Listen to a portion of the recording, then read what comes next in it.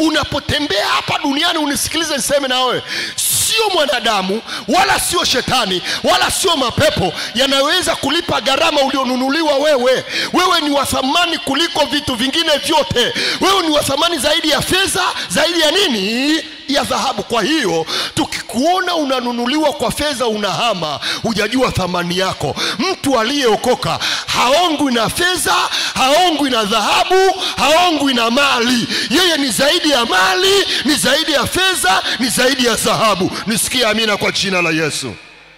Mwangalie mwenzako usoni, mwambie hakuna wa kuvunja rekodi ya kuninunua. Ndio maana nawaambiaga wadada, ukiona bukujero tu inaondoa ukristo wako, una matatizo ya akili. Yai, chipsi, yani unamwacha Yesu kwa chipsi na mayai. Chipsi na mayai ambayo hayana hata kiini, mayai yaliyokufa. Unamwacha Yesu, hujijui vizuri.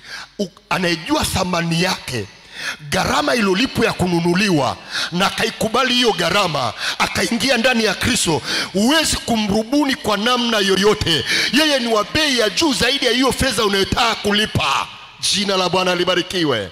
Kanisa la Bwana, jina la Bwana libarikiwe.